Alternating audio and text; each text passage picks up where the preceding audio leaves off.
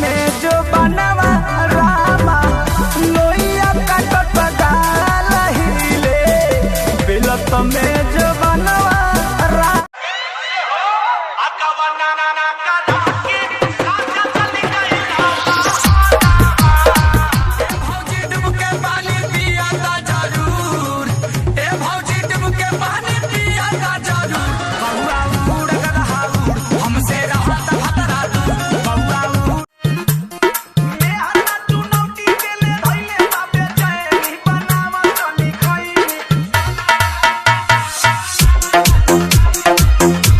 तो बता दी का कि हम रवा छोटका भाई के पत्नी है। अरे ना ना नहीं कुल हिम्मत बताइए दादा। अगर हमारा बड़का भी और छोटका भी के पता चल गई ना कि वो लोग से पहले हमार बिया हो गई बा ता सिलोट पर धके चटनी खाली कुछ तो बता दी का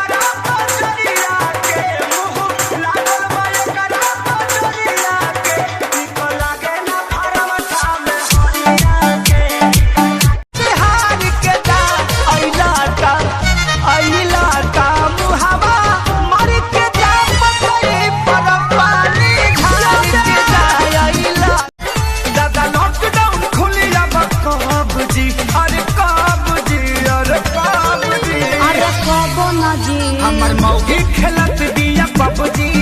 हम तो दुनू बेरा कटनी सब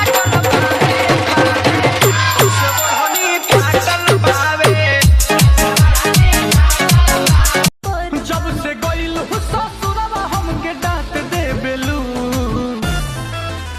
भिरी बाटे महराद हमरा होता दर्द फोन कहिला पकट दे जब से माझी माझी बरतन दर्द करता कालाई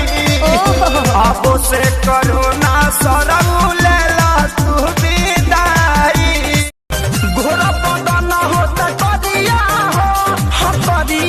हो पहले रही मोटे आवे मजा ए रजायब कमर से सरह के जाता सरिया हो